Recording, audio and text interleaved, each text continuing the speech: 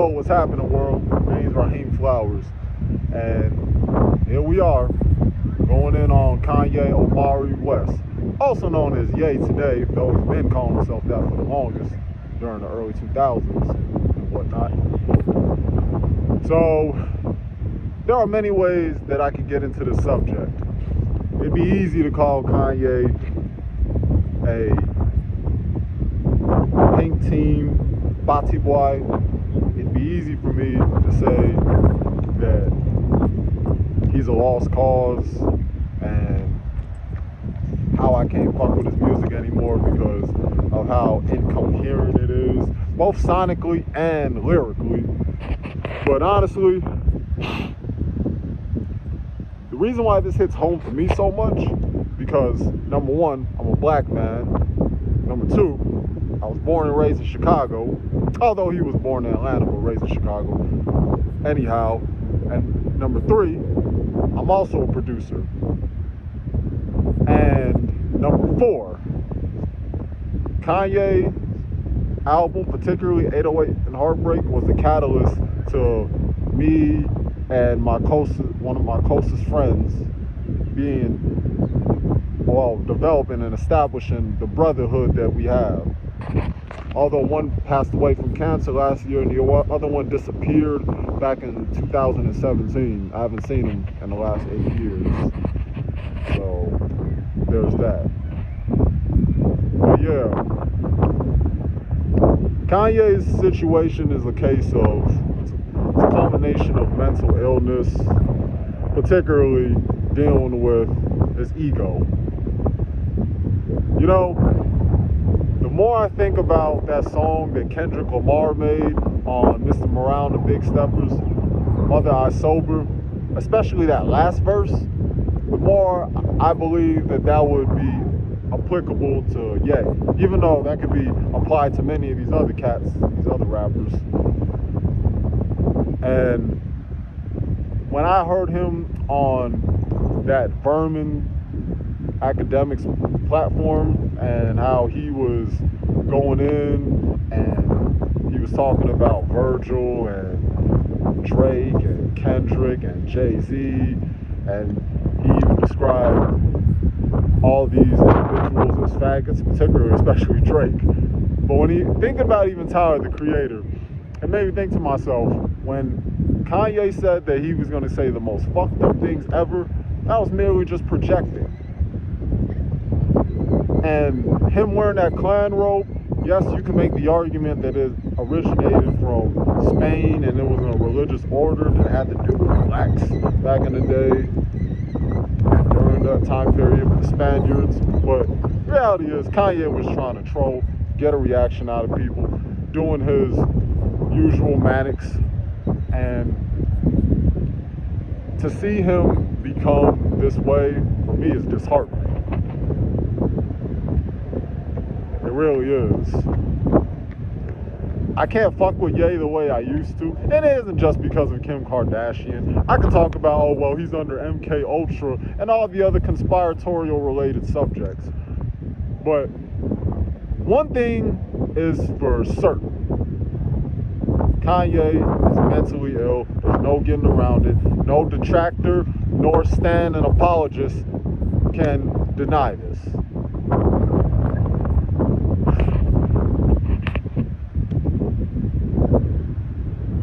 Kanye just needs to be told that he's wrong, and he needs to be told that he's wrong by somebody who has the spiritual fortitude to do it. And I know that he likes to go and say how he never won't take advice from somebody less successful than him, like he did in that song that he did on Ye, No Mistake, with Charlie Wilson. But you see how he's deteriorating over time, not just musically, but just physically and mentally, spiritually. He ain't there. He's just an empty, hollow version of who we know him to be, at least. And I know that he ironically made a song called The Old Kanye, but I don't think this is about irony. I just think this is about somebody who needs legitimate help. Cooning your way into things with academics, who is also another coon, isn't going to do you any good, Ye. And then when you said the thing that you said about giving fellatio to your cousin until the age of 14, there are many ways to look at that. That's something that many, like, see, we always like to say that incest and homosexuality are things that are geared towards white people. And I'm not going to say whether that's true or not. But a lot of black people don't realize that there's a lot of that in the diaspora and in the community, period. But, you know, it's easier to project that and to deflect that and to say that we also got a problem.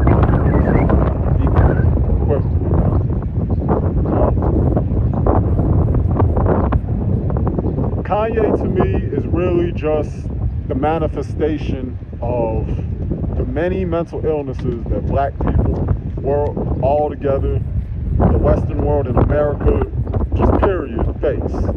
But one thing I have to give credit to with Ye is he admitted that he had issues. Now, him doing all this trolling and getting all this attention is going to come at a cost. And honestly, what really was the catalyst to all these things transpiring in Ye, in my opinion, is when he said things about the small hats. He ain't never been the same since. Dealing with them Kardashians who are unironically Semitic as well because, you know, they're Armenians. And then dealing with that, what's that thing that he's on Nitro, or all those meds that he got him on? It starts with an N. Anybody who wants to say it in the comment. Look, this is just an indication of a man, of a black man, of a brother deteriorating. And the worst part is, especially for Saint, his son, and his other son Psalm, but particularly and especially Saint right now, since that's his oldest boy. Imagine how cruel these Gen Alpha kids are, and they read these tweets, or what's called X nowadays because of Elon Musk. But imagine seeing that, and then how cruel those kids are going to be towards Saint. Because you know what people are going to say? They're going to say, man, Kanye's not even a man, because he got down on his knees and he was out there doing some devilish work, doing some bati boy, doing some Bucci gang action with his own cousin. That's what they're going to say. And that's something that's going to be forever embedded and recorded. Even if academics deleted it, even if Kanye deleted the tweet, even if academics deleted that interview with him in the clown robe, they all came at a cost. It really did. And even when Kanye was saying the word faggot 1,000 times to Livingston, guess what? It was obvious that he was projecting. Making songs about hailing Hitler. But let's be honest, when it comes to Hitler being the worst leader and all that, that's bullshit, because they don't say nothing about King Leopold and what he did during his time period when Patrice Lumumba was out there looking to have autonomous freedom down there in Congo. But, you know, they think Adolf Hitler was the worst of the worst. And not to mention that he was doing deals with those same Zionists down there in Germany. But that's not to say that I'm an apologist or supporter of Hitler, but people aren't impartial enough about history and what transpired. They give you a fragment and they're going to tell you their version of the story. Not the truth, because there's only one truth. People just have interpretations of it, or an appreciation / lack thereof.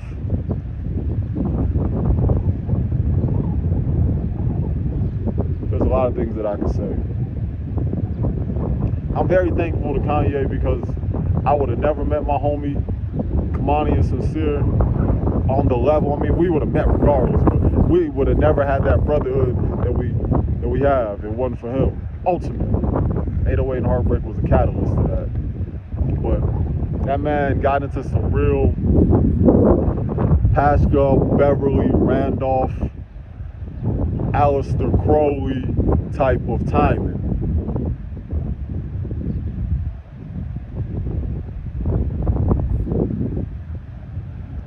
It's sickening, man.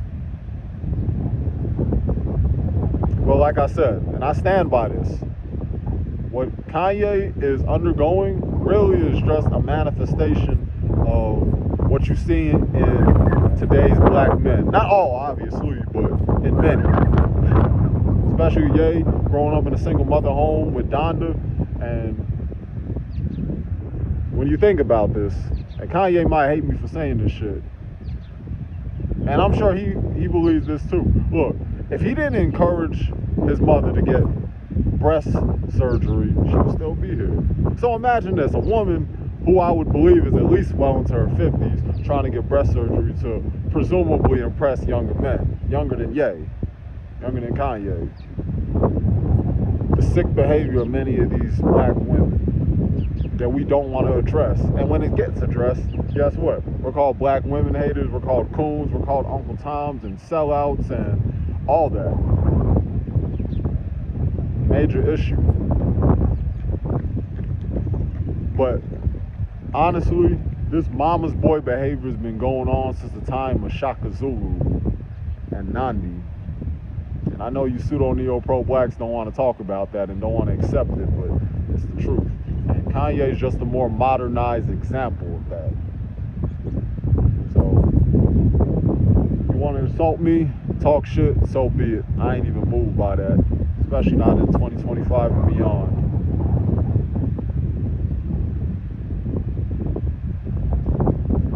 I just feel bad for the children.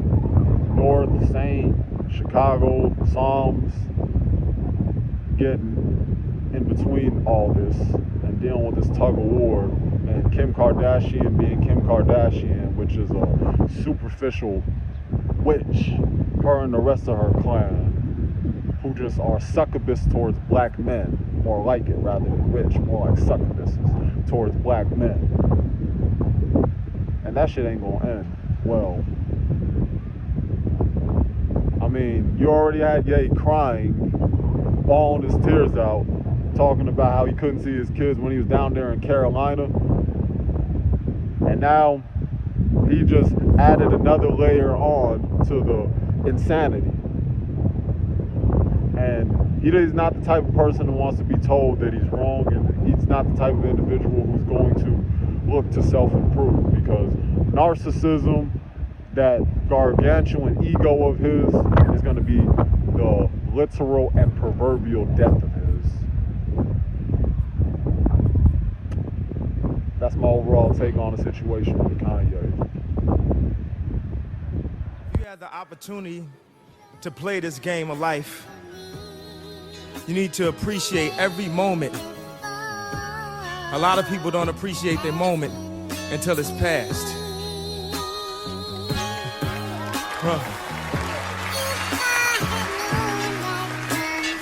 And then you gotta tell those Al Bundy stories. You remember when